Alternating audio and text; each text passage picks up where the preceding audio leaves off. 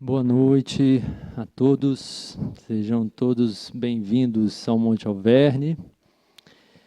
Então, aqui estamos pela segunda vez neste ano de 2025, retomando os trabalhos das palestras públicas, que acontecem todo sábado à noite.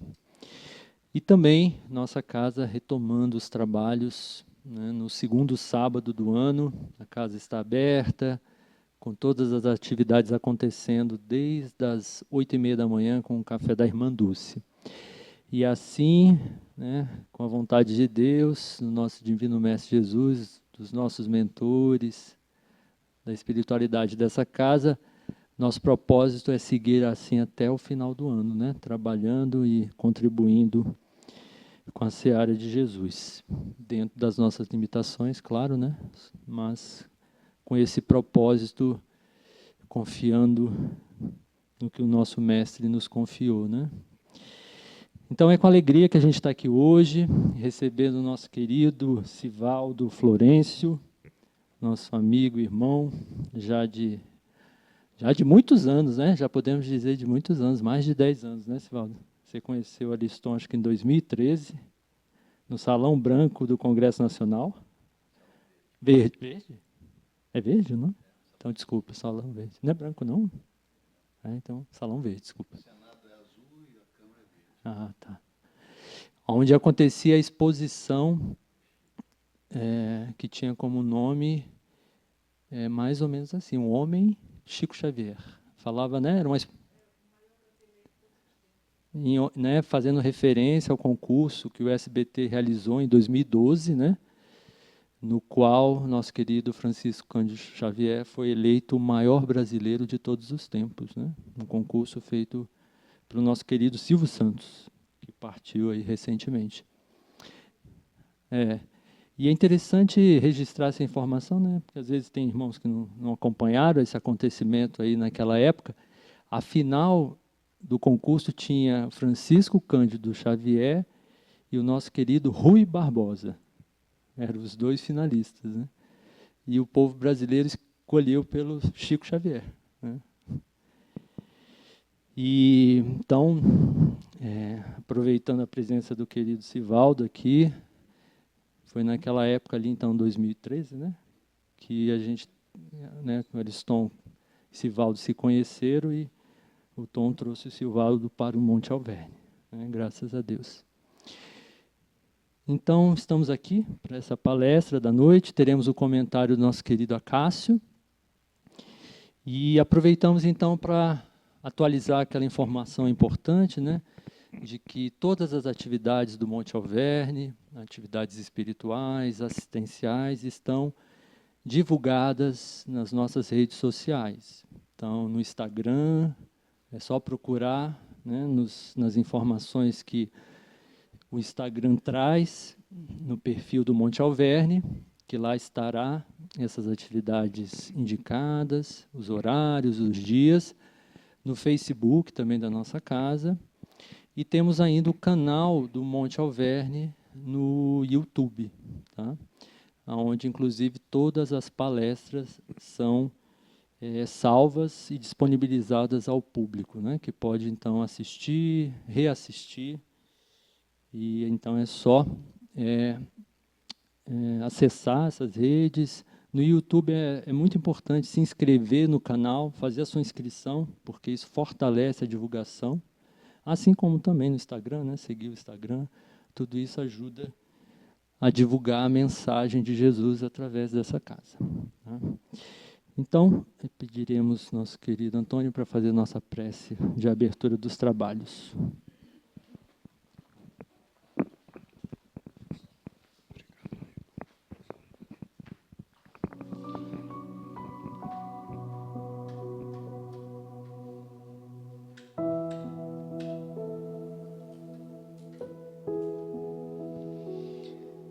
Boa noite a todos, sejam bem-vindos, que a paz e o amor do Cristo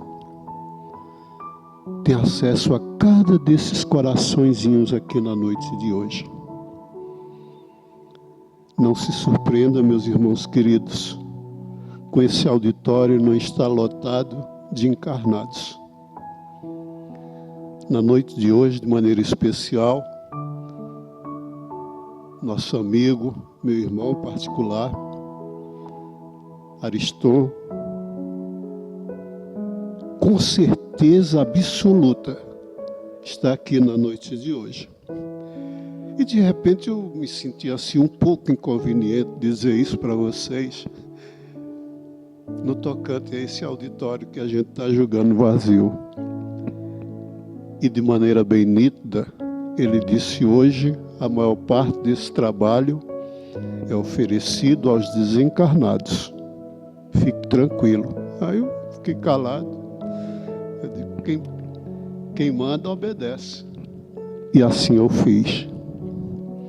Meus irmãos queridos, com certeza absoluta, quis a vontade de Deus que aqui estivéssemos na noite de hoje.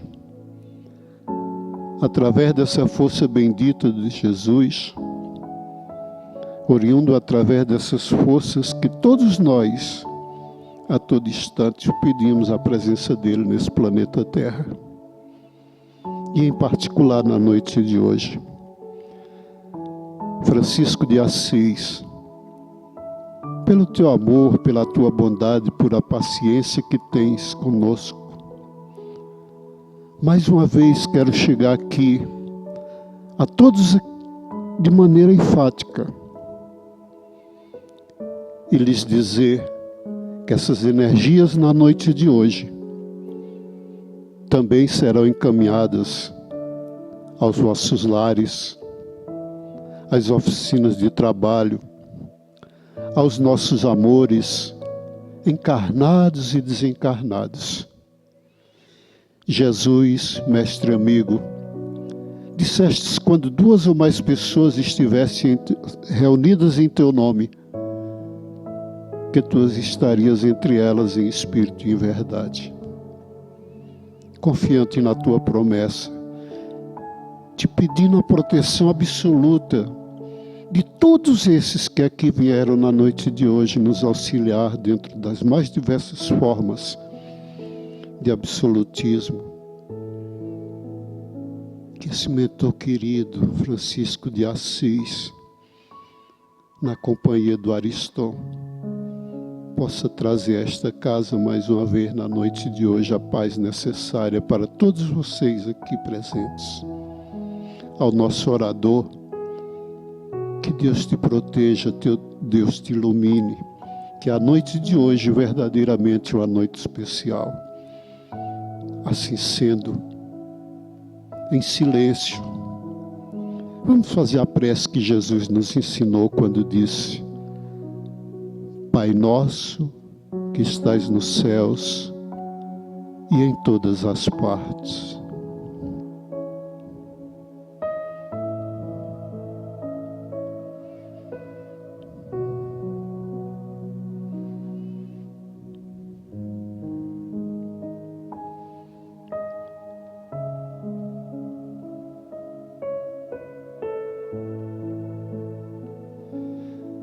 Porque só em ti brilha a luz eterna, a luz da glória, do reino e do poder por todos os séculos. Assim sendo, te pedimos autorização, mestre querido, que dê por aberto por todos nós o trabalho da noite de hoje, dizendo: graças a Deus e graças a Jesus.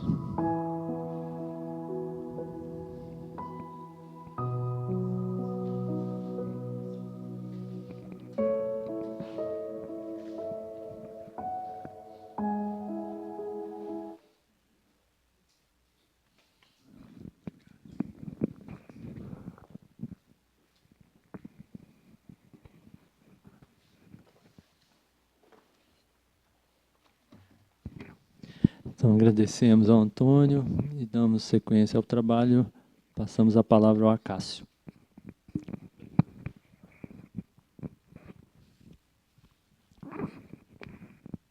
Boa Boa noite, caríssimos irmãos e irmãs.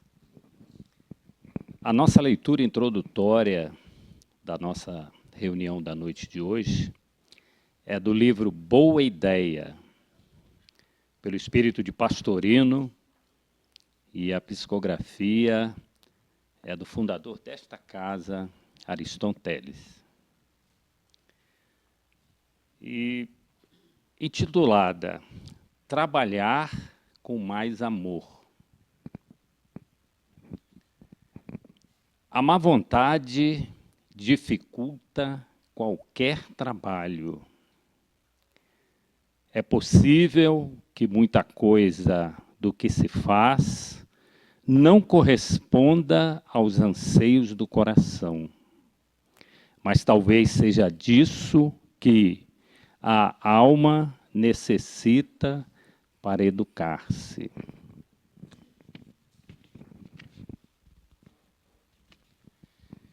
Procure desincumbir-se de suas tarefas diárias com amor, sentindo prazer em estar trabalhando, produzindo, criando. Descubra essa alegria. Faça novas experiências.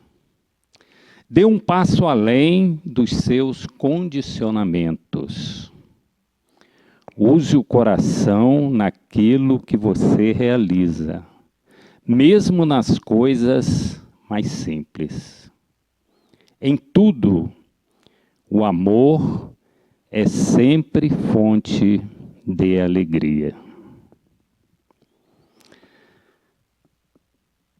Meus caríssimos irmãos, assim que eu recebi esse livro, nós abrimos aqui ao acaso, né?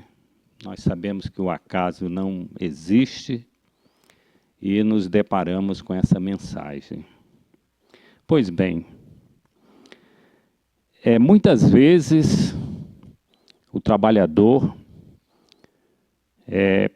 enfrenta situações difíceis. São aquelas provas necessárias no seu lar, na convivência com a comunidade e passando, às vezes, por muitas dificuldades, ele enfrenta o seu trabalho. E logo nós já deduzimos que muito difícil, né? Muito difícil trabalhar com alegria, vivenciando tantas situações necessárias, complicadas à primeira vista para nós, mas necessárias para o nosso aperfeiçoamento, para educar-nos.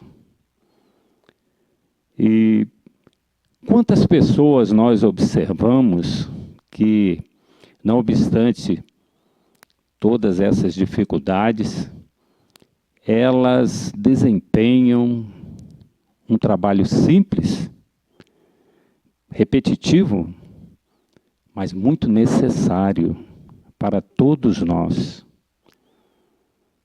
Aquilo que nos dá qualidade de vida. E a gente observa essas pessoas realizando esse trabalho com alegria, cantando. Quem nunca passou por esse interior do nosso Brasil e observou aquelas lavadeiras, muitas vezes lavando roupas nos rios e cantando, alegres? Não é fácil. Necessitamos de muito contato constante com a espiritualidade de luz para mantermos essa nossa sintonia. Mas agora há pouco aqui, foi citado aqui pelo nosso irmão Renato, aqui da mesa, ele falou do Chico Xavier. O Chico Xavier é um exemplo para todos nós. quantas pessoas ele atendia. Entrava para a madrugada dentro e, com alegria, ouvia todos com muita atenção. Ali levava consolo, orientação, e ele nunca reclamava.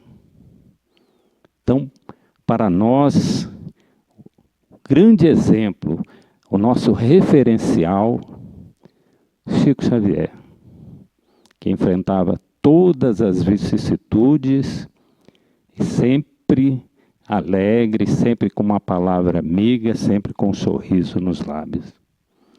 Então é esse breve comentário que nós gostaríamos de fazer sobre essa linda mensagem aqui, recebida pelo nosso irmão Ariston Teles, pelo Espírito de Pastorino. Muito obrigado. Obrigado, Cássio. E é isso mesmo, né? Sabemos, né? Ou pela experiência própria, ou pelas tantas informações que temos a chance de ter acesso via, né, os veículos midiáticos, filmes, né? Histórias, né, de um povo brasileiro que é tão sofrido, né? A maior parte do nosso povo é um povo sofrido, mas guardando tanta alegria, né? São tantas histórias de mulheres lavadeiras ou trabalhadoras, né? Na roça, como a gente diz, né? Pegando na lida dura, mas ainda assim, né? Vivendo a vida com tanta alegria, né? Eu me lembrei de um videozinho desses que circulam, que anos atrás chegou para mim, de uma senhora, né? Desse interior do Brasil, já bastante senhora, bastante, né, vivida, e vivida uma vida muito dura, né, de muito trabalho, né, braçal, já avó, e numa alegria, né, trabalhando, cantando, numa alegria impressionante, né. São professoras, né, são professoras aí para o nosso aprendizado espiritual. Mas está ótimo, vamos passar aqui ao nosso querido Sivaldo, tempo de despertar. Vamos despertar, né, Sivaldo?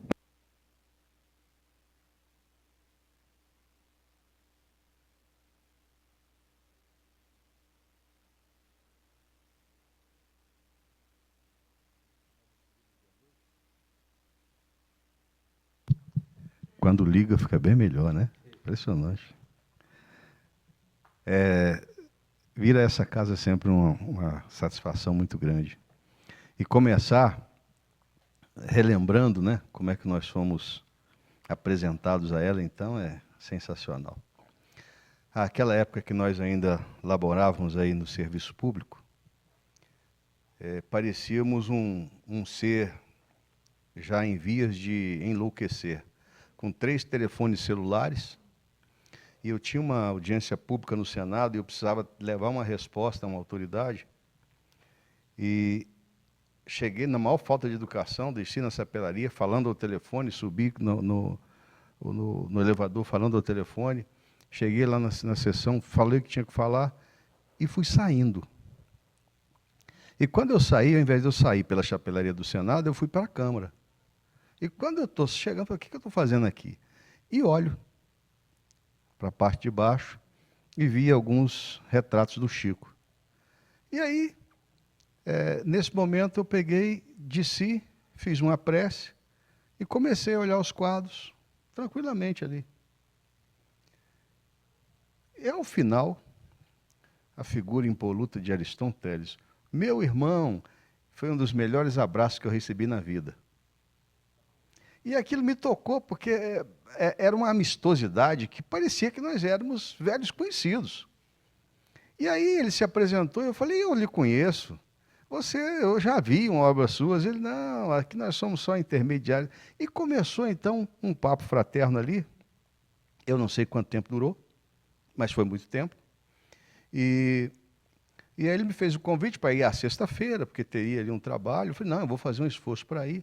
Mas o que vocês não entendem é o seguinte, era impossível aqueles telefones ficarem sem tocar. E durante o período que eu fiquei lá, eles não tocaram uma vez. Nenhuma vez. Aquilo me deixou, assim, encucado, né? Por que aconteceu aquilo? E aí começou uma amizade, né? E eu costumava dizer que nunca se ficava do mesmo tamanho depois de conversar com aquele homem. Tínhamos aqui alguns momentos intimistas ali no seu escritório ali, em que ele trazia, de certa forma, de uma forma muito tranquila, muito suave, né? Mesmo com todos os sofrimentos que a gente ali, ele trazia de uma forma muito própria dele, colocando-nos uma visão diferente daquela que nós estávamos a passar, né? E isso, eu tenho certeza absoluta que facilitou um pouco o entendimento de certas coisas, né? Que nesse momento em que nós fomos compulsados a sermos oradores não, faladores de espírito, porque orador é aquele que fala bem, né?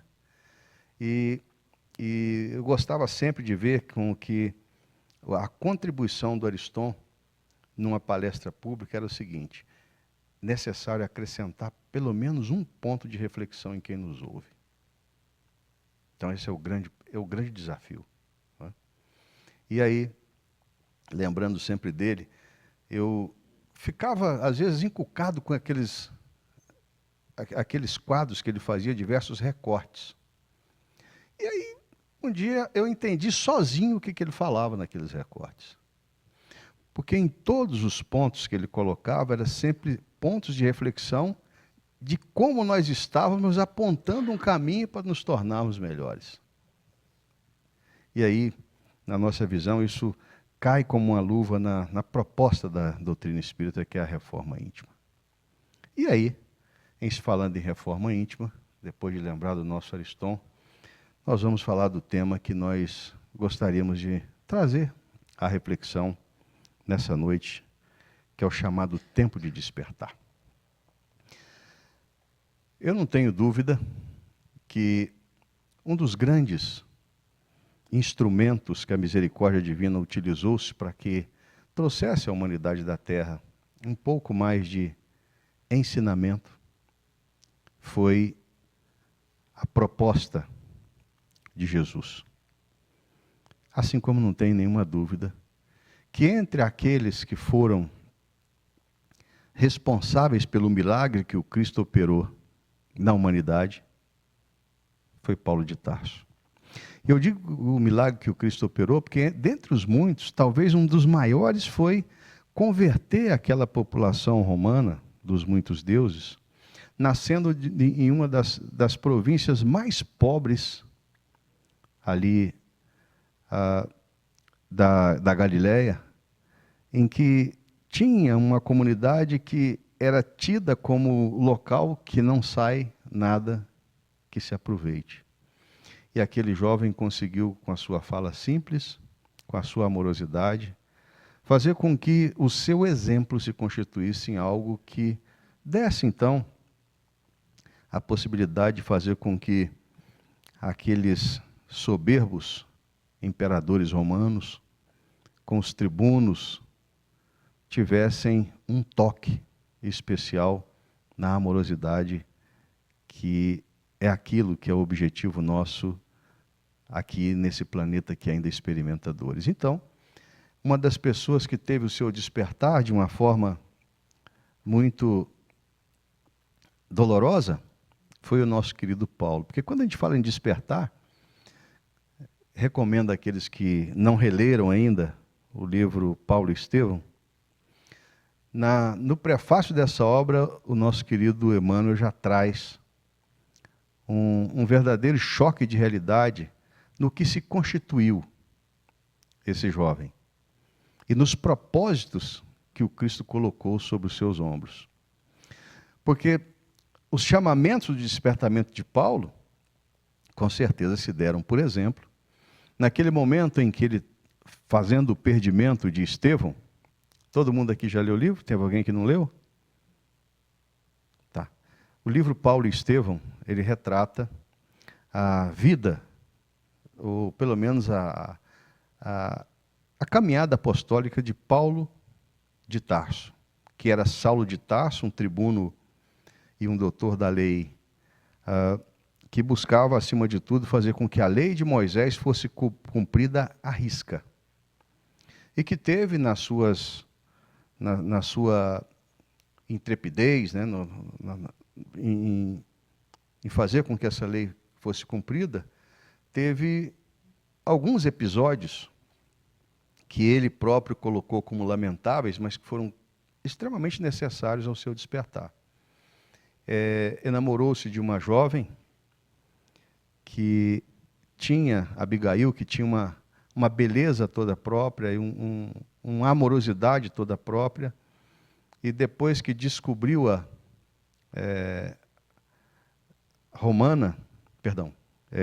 cristã, abandonou-a, fazendo com que o seu amor fosse relegado a um segundo plano, mas antes desse abandono, ele fez o perdimento de seu irmão, chamado Estevão. Na realidade, o nome dele era Gesiel, mas é uma história que depois eu não vou dar o spoiler aqui, senão a minha irmã não vai ler o livro e ver a beleza que é. Mas o certo é o seguinte, que o despertar de Estevão, talvez um dos primeiros momentos e dos mais difíceis, foi justamente quando aquele jovem que, de certa forma, o enfrentara, porque o nosso então Saulo de Tarso foi à Casa do Caminho, e lá, a Casa do Caminho, ali em Jerusalém, que foi criada pelos apóstolos de Jesus, principalmente Pedro, Tiago e João, e buscava-se naquela casa socorrer aquelas pessoas que fossem sofredores de todos os matizes, doentes, estropiados, sofredores.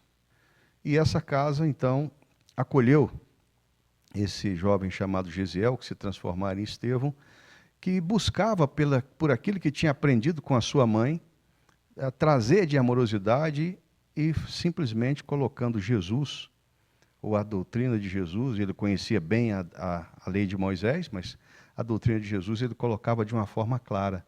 E numa dessas pregações que ele fazia aquelas pessoas estropiadas ali, de certa forma, o nosso irmão Saulo de Tarso, o tribuno, nunca vira ninguém falar com tanta desenvoltura. E ele resolveu, então, fazer o perdimento dele. E no dia que ele foi apedrejado, uma das coisas que talvez foi um dos maiores despertares de Paulo foi quando Gesiel o olhava nos olhos com um sorriso e disse a seguinte frase: o Cristo lhe perdoa. Então, a pessoa está sendo apedrejada, olha para aquele que determinou que fosse apedrejado e, mesmo assim, faz com que essa amorosidade chegue até ele. Mas esse despertar de Paulo, ele, logicamente, depois ele tem outros pontos. Por exemplo, ele estava nas portas de Damasco buscando um dos principais pregadores à época, e que era um preceptor de Estevão.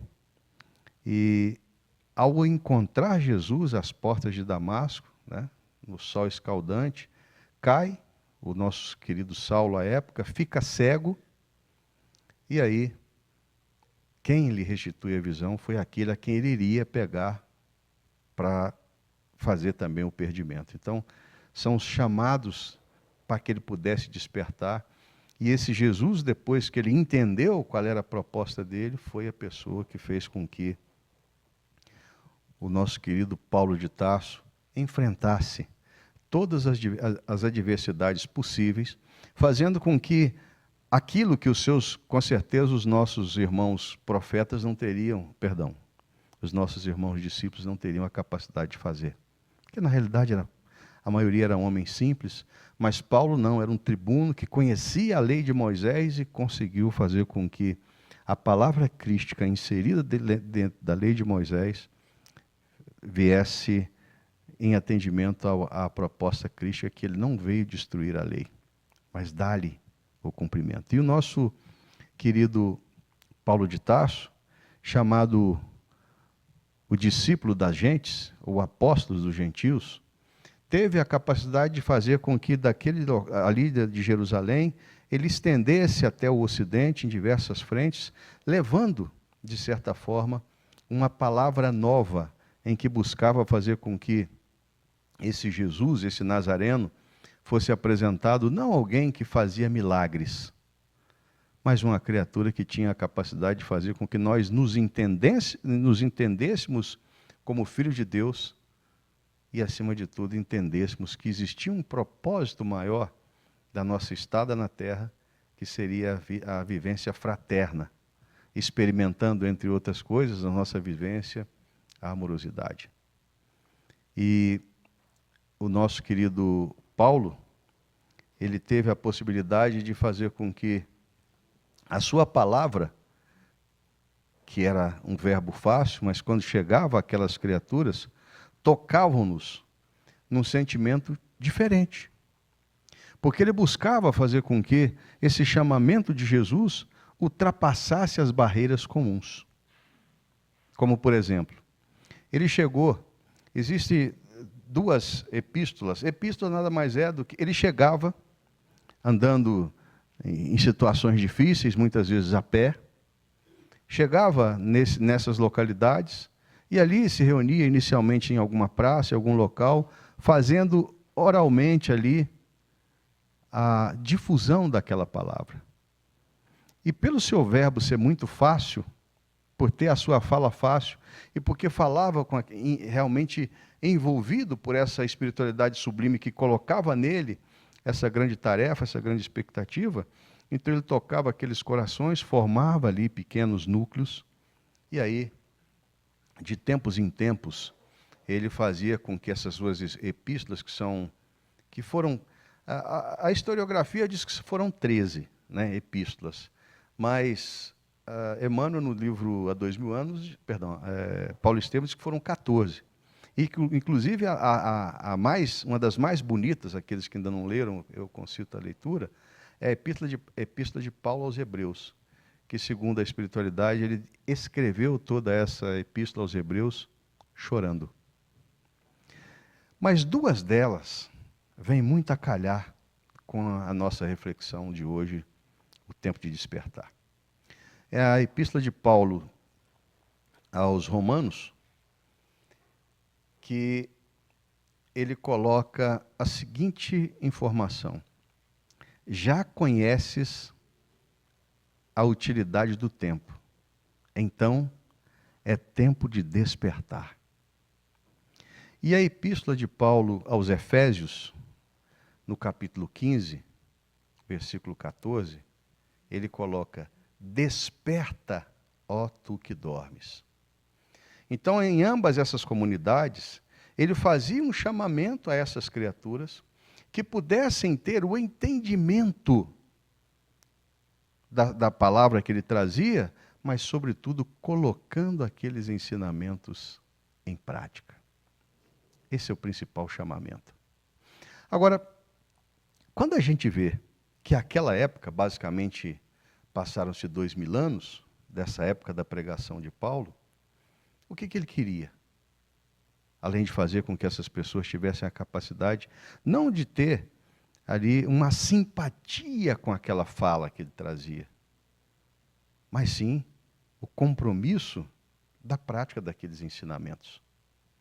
E esse ponto é o ponto que a gente lança bastante luzes para fazer uma fixação desse tempo de despertar nos nossos dias de hoje.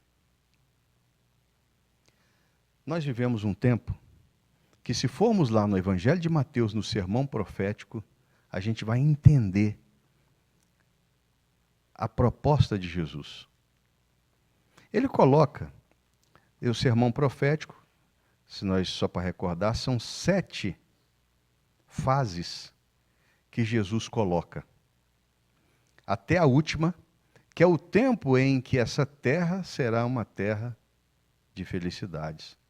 Mas na 6ª alusão do sermão profético, ele coloca o seguinte: no final dos tempos, haverá muitas dores, muitos desregramentos, e a fé de muitos esfriará. Vamos fazer uma ponte agora com a última obra da codificação kardeciana, chamado a Gênese. em que Kardec, no capítulo 18, que fala, cujo título é Os Tempos São Chegados, ele fala sobre os sinais dos tempos e a geração nova. E muitos, principalmente as religiões neopentecostais, têm uma avaliação desse tempo, exatamente de que é chegada a hora do juízo final. Mas nós, os espíritas, não temos dúvida que dentro desse processo de transformação moral do homem da Terra, os espíritas nada mais são de que, se você fizer uma alusão, a nossa grande maioria, nós éramos romanos de nascimento, relegamos o Cristo, tivemos a possibilidade de renascer como cristãos, principalmente a maioria de nós na religião católica, falimos de novo e depois tivemos a possibilidade de renascer como espíritas. Sabendo que, se a cada um é dado segundo as suas obras, nós vivemos tempos difíceis e o Cristo Jesus, durante todos esses tempos, colocou-nos como tutelados da sua misericórdia e bondade. Porque não tenhamos dúvidas que nos períodos mais difíceis da história humana, pelo menos ali do ano 600 até o ano 1870, né, que é chamada a Idade das Trevas, em que o ser humano fez todas as barbaridades possíveis com os seus irmãos de humanidade. E com relação à religião, nós criamos ali, por exemplo, as cruzadas, por exemplo, ali a Inquisição, em que nós utilizávamos de todos os requintes de crueldade para trazer a implantação do reino de Deus na Terra. Mas, voltando aqui, eu falava que Kardec traz no livro A Gênese, nesse tempo novo, exatamente não é o entendimento do juízo final, mas a valoração de um juízo geral. E para nós, os espíritas, aumenta muito a responsabilidade. Porque nós já temos a ciência que nós somos seres eternos na vivência de uma experiência humana. E temos mais. Nenhum de nós aqui é vítima. Estamos a experienciar as dores necessárias ao nosso desenvolvimento moral. Mas nesse tempo em que nós estamos fazendo então essa valoração das criaturas que terão a possibilidade de habitar essa terra nova, que é o mundo em regeneração, cujos seres não serão sublimados. Serão seres que terão corpos menos doloridos, porque nós teremos menos dores, menos doenças. Viveremos no mundo em que o bem se sobreporá ao mal, em que as pessoas terão uma paz como se tivessem saídos de uma grande tempestade e tivessem um tempo ditoso. Mas para ingressar, existem alguns pré-requisitos. Temos o corpo que merecemos e a família que necessitamos. Nesses tempos em que o Cristo falou que a fé de muitos esfriou, nada mais é do que o teste final para ver se nós temos condições de acessar esse tempo novo. Então hoje, quando Cristo nos recomenda que façamos a nossa inserção na porta estreita, porque larga é a porta da perdição, os tempos que nós estamos vivendo estão nos convidando a testar se já estamos comprometidos com os ensinamentos que Jesus nos recomendou. Temos hoje o materialismo cada vez mais colocado à prova. infelizmente, muitos de nós estamos indo de roldão nos chamamentos que são feitos pelas diversas tribos. Não é julgamento, é constatação. Muitos países cultuam o aborto, em que as pessoas falam: meu corpo, as minhas regras. Ora, nem esse corpo que reveste o nosso espírito é nosso, é um empréstimo temporário que a misericórdia divina nos concede. Estávamos a falar com a professora Isa. Esses periódicos trazem pessoas que vivem vidas ilusórias e que milhões acompanham que roupa que a fulana veste, que local que o fulano vai, o que ele fala, o que ele come. E aí essas pessoas estão, por exemplo, algumas delas fizeram lá uma dezena de cirurgias plásticas. Mas imoralmente, o que ele mudou? O tempo, que é o Senhor da razão, para alguns é uma ilusão. Eu vou repetir. O tempo, que é o Senhor da razão, para alguns é uma ilusão. Estamos a ver os nossos irmãos e irmãs que temporariamente estão na posse do ouro e do mando da terra. Alguns deles que hoje veem-se cercados por uns séquitos de bajuladores.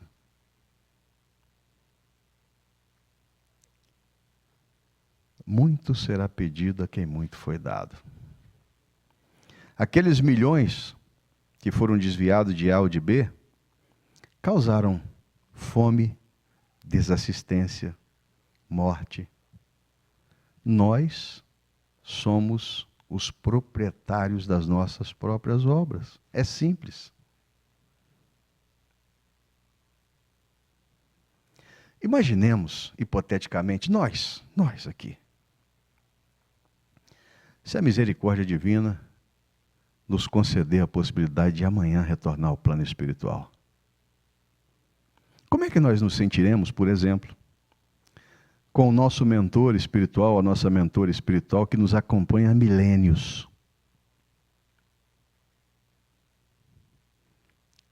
E com o qual nós fizemos um compromisso de nos tornarmos pessoas melhores. Porque esse é o ponto. Muitos de nós ainda hoje não temos a capacidade de entender. Nenhum de nós que viemos na nossa possibilidade intelectiva, viemos sem um mandato, sem uma missão. Nenhum de nós. Ah, mas eu tenho um mandato? Tenho uma missão? Ah, mas para quê? Para ser um político famoso? Para ser um médico? Para ser um engenheiro? Nós estávamos a falar no início, nós estávamos a ouvir no início da fala do nosso irmão Renato, dizendo daquelas criaturas que experimentam todas as vicissitudes da vida e ainda assim sorriem. E já que falaram do Chico, perguntaram certa feita, depois do desencarne dele, a Joana de Ângeles, como é que teria sido a recepção do nosso querido Chico na espiritualidade.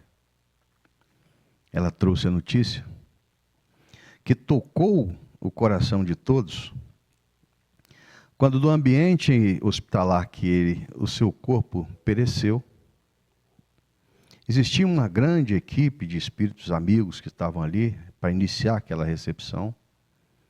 Ele pediu licença a todos, ajoelhou-se em espírito frente ao seu corpo e agradeceu a Deus por aquele instrumento que durante 92 anos lhe serviu. E olha que esse instrumento tinha artrite, artrose, cegueira, dores inomináveis. angina, né? E aí a gente começa a pensar, se eu tenho um mandato, que mandato será esse? Então vamos tentar aqui. Talvez um dos livros mais difíceis de se ler é o livro da nossa irmã Ivone do Amaral Correia, chamado Memórias de Suicida. Mas não tem. Aliás, existe um outro que tem uma alusão ao processo de preparação reencarnatória, que é Missionários da Luz, que fala sobre o reencarne de Segismundo. Mas, nesse livro da nossa irmã, ela trata da preparação para o reencarne, onde até o nosso corpo é feito uma maquete pela espiritualidade daquilo que nós vamos ter como veículo físico. E junto a ele, as possibilidades. Não nos iludamos. Se nós temos o corpo que merecemos e a família que necessitamos, aí a gente já começa a ver o nosso mandato. Lembra aquele companheiro ou aquela companheira que às vezes é o motivo dos seus maiores aborrecimentos? Paraste para pensar quem foi essa criatura, ou o que fizestes com essa criatura, em algumas existências pretéritas? Num trabalho espiritual, certa feita, nós tinha uma discussão lá e o espírito amigo falou o seguinte: nenhum de vós sois vítimas. Deus não permite isso. Então, nesses dias que correm, quanta dificuldade de entender, como disse a nossa querida irmã Sheila, na abençoada lavra mediúnica do Chico, que os pontos mortos que gerem os nossos destinos patrocinam as nossas dores. Eu não entendo que muitas vezes esse que me testa é exatamente o ponto a ser consertado. Porque para o impaciente que eu tenho no lar, é o motivo a mais para eu testar a minha paciência. Para o intolerante, testar a minha intolerância. Para o egoísta, testar a minha humildade. Então, esse despertar, nesse tempo tão difícil, em que nós vemos que as redes sociais levam de roldão pessoas que energizam-se com o que temos de pior. Ah, mas está difícil para esse planeta em regeneração. Não, está fácil. No capítulo 20 do Evangelho segundo o Espiritismo, nós temos lá os trabalhadores da última hora. Ainda há tempo. E esse chamamento que Jesus nos faz para que nós façamos a reintegração da amorosidade com esses seres que nós temos dificuldade de ter no ambiente doméstico. Porque, com certeza, muitos de nós já estamos fazendo as nossas escolhas. E é necessário que venha esse tempo novo. E é necessário também que muitos daqueles que não têm a capacidade de participar desse mundo novo sejam levados para outros orbes. Lembremos que quando Cristo falou que, olha, muitos que não tiverem a capacidade da vivência nesse bem, irão para mundos em que o pranto e ranger de dentes são sentimentos tímidos para falar do que irão experimentar. E isso não é uma ameaça de Jesus, pelo contrário. Isso é uma constatação fática. Temos todas as ferramentas ao nosso dispor. Ah, Sivaldo, mas essas pessoas que estão aí, eu não concordo com nenhuma delas. Aliás, vamos usar a minha filha gosta muito de falar essa frase, eu odio isso, né?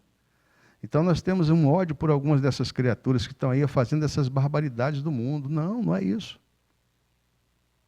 Imaginemos a quantidade de dores que algumas dessas figuras públicas que estão aí a fazer as maiores barbaridades vão experimentar.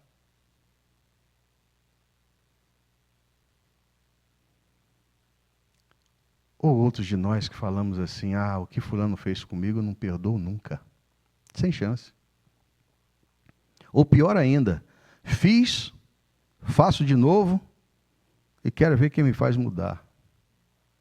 Então nós estamos naquela constância da vivência das encarnações pretéritas. No Evangelho de Lucas, no capítulo 8, tem aquela passagem memorável de Jesus, quando ele pega o barco para passar para o outro lado do lago de Genezaré, e vai até a popa do barco, ali acomoda-se Jesus e dorme. E eis que de repente começou uma tempestade e aquilo ali ficou difícil. Ele foi acordado pelos seus discípulos que falam: mestre, se não fizeres algo, nós iremos perecer. Depois de falar com a natureza, restabelecer a ordem, Jesus perguntou: onde está a sua fé? E o nosso barco, como é que está? Jesus está conosco. Jesus está conosco no nosso barco. Ele está diariamente no nosso barco. Mas e nós? O que temos feito? Porque essa reforma íntima, essa possibilidade de viver sem os egoísmos, sem as mágoas, que deveria ser o objetivo nosso depois de agradecer a Deus pelo dia que começa, é exatamente buscar fazer essa reforma íntima tão necessária. Quantos milênios experimentando exatamente os mesmos sentimentos, as mesmas emoções? Porque quanto mais nós queremos buscar o entendimento da palavra de Jesus, eu li 2 livros, li 3 livros, li 4 livros, mas sim, e o que mesmo desses ensinamentos que você viu lá, você colocou em prática?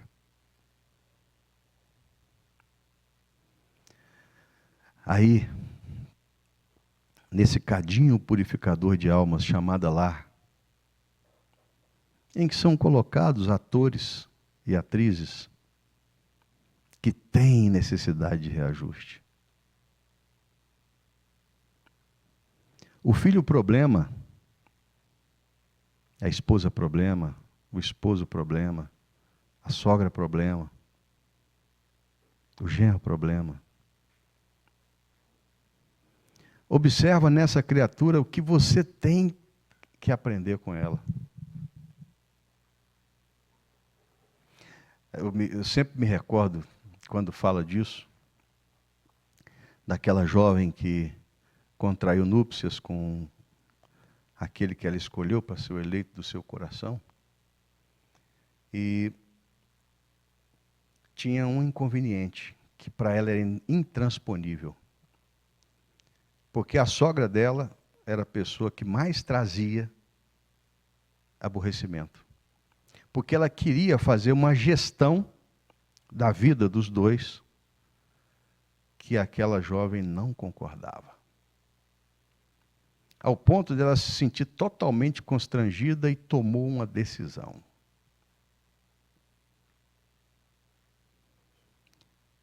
Ia procurar um conhecido raizeiro e perante uma soma vultuosa que ela lhe ofereceria, ela queria um veneno em doses homeopáticas, fazer o perdimento da sua sogra. Era um senhor, já de elevada idade, aquela cara de bonomia, né? E ela chegou toda sem jeito, constrangida, mas apresentou a ele o que lhe levara ali. Ela perguntou se seria possível, ele disse que sim, e disse a ela que ela retornasse depois de uma semana, que estaria pronto aquilo que ela desejava. Ela chega uma semana depois, lhe apresenta o dinheiro, que ele falou assim: não, eu só vou pegar o dinheiro depois da execução da tarefa. eis aqui um potente remédio que você vai administrar homeopaticamente para sua sogra. Quem é que cozinha lá? Minha sogra. Então, a partir de hoje, você vai começar a cozinhar. E outra coisa, você vai tratá-la super bem para que ninguém desconfie. Esse remédio, em 30 dias, é infalível. Ela vai morrer. Passado 15 dias, essa jovem retorna a esse curandeiro, desesperada, e perguntou para ele o que ela poderia fazer, ou o que ele poderia fazer para não deixar que esse remédio que ela colocara nas comidas dela diariamente fizesse o efeito. E ele pergunta com tranquilidade, mas por quê? Não, minha sogra é uma pessoa maravilhosa. Eu a conheci, ela só queria o nosso bem. Então nós estamos com essa jovem aí. Ele falou assim, olha, aquilo era só como se fosse um fortificante, não ia matá-la. Mas é para você ver que o seu julgamento estava muito equivocado. A partir do momento que você começou a contribuir com a vivência, você viu que consegue viver em paz. Nós estamos aí exatamente como essa jovem, tendo os nossos afetos à nossa mão, nas proximidades da nossa vida, e não aproveitamos essa sublime oportunidade. Nós precisamos despertar. Porque o nosso barco, ele está começando a ficar à deriva. Jesus está dormindo do nosso lado, pronto para nos auxiliar. Mas e nós? O que nós temos feito para merecer esse auxílio? Esqueçam-se, ninguém paga sem dever. Toda essa carga de hoje que nós concitamos como incômodos, na realidade são necessários desafios para o nosso cumprimento. E nós só conseguiremos enfrentar, de certa forma, de mais fácil, essas situações, quando nós entendermos que haveremos sim de buscar esse despertamento necessário. Para acordar de uma vez por toda, que essa está sendo a nossa mais importante encarnação. Em que os instrumentos de dores são exatamente os instrumentos de libertação. Porque o Cristo Jesus, quando Ele nos coloca nessa condição de filhos de um amoroso Pai, que quer que todos os seus sejam felizes, mas essa felicidade, ela só é construída de forma individual. Não é possível consegui-la se não for dessa forma. E aí, quando a gente vê, nesses dias que correm, tantas pessoas totalmente envolvidas com as coisas do mundo, com o materialismo. É a busca do carro novo. É a busca do corpo perfeito. Tá, mas e o meu interior? E essas chamadas manchas mortas que eu carrego desse egoísmo sem conta. A casa espírita nos oferecer tanta possibilidade de tarefa, né? Onde a gente aprende que é muito melhor ser enfermeiro do que paciente.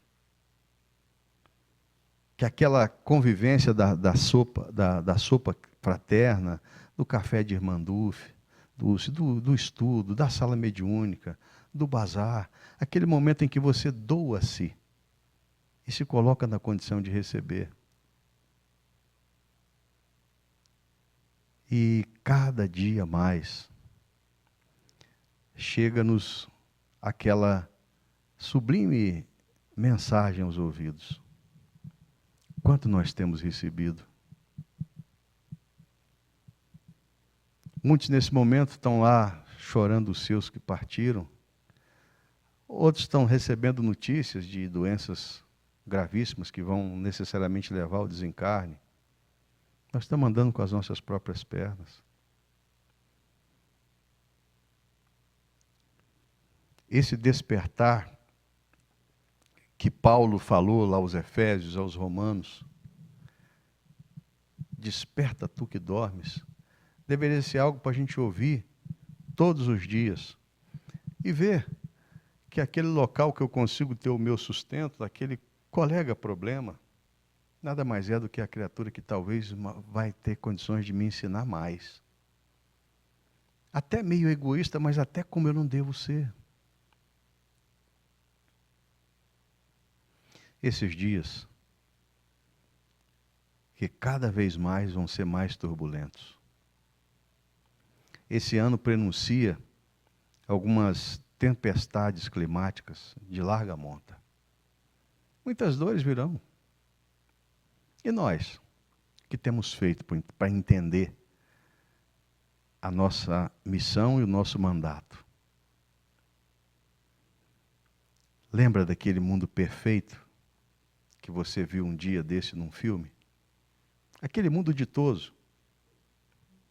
É necessário que nós despertemos para começar a construir ele hoje. Inicialmente dentro de nós mesmos. Nos apresentando para esses que convivem conosco como criaturas que buscam, acima de tudo, não experimentar a paz, mas ser a paz, ser a harmonia. Lembra daquelas discussões infrutíferas que você tem com seu cônjuge, com seu colega de trabalho?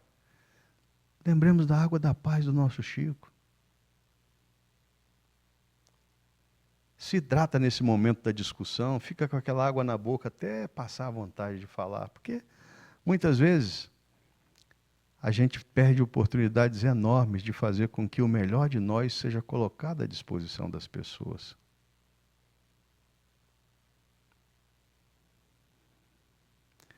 Mas muitos de nós estamos exatamente a experimentar os motivos das nossas próprias dores. Certa feita lá no Chico, tinha aquela caravana do Natal, né? Caravana da Caridade, em que vinham jamantas de víveres lá de São Paulo. E aí alguém perguntou para ele: Chico, nós precisamos ser mais duros com essas pessoas que vêm receber essas cestas básicas, esses presentes. Ele: por quê? Veja lá aquela senhora. Ela tem casas de aluguel, tem dinheiro, vem aqui com a família inteira, pega cada um uma cesta. E eles não precisam disso. Aí o Chico, com toda aquela sua amorosidade, falou assim: não, meu irmão, não façamos nada disso não. Mas por quê, Chico? Porque ela está treinando para a próxima existência. Para ser pedinte, né? Então, muitos de nós estamos treinando no exercício dessas coisas que não nos são interessantes, para, talvez, num planeta de terceira dimensão, em condições muito piores do que essa, recomeçar a nossa caminhada. Por isso, minhas amadas irmãos e minhas amadas irmãos e irmãos, por isso é tempo de despertar. Que as doces palavras do Cristo de Deus, exercitada a larga monta pelo nosso Chico, pelo nosso Tom, possa ressoar nos nossos pensamentos e nos nossos corações, para que nós despertemos. Fiquemos em paz.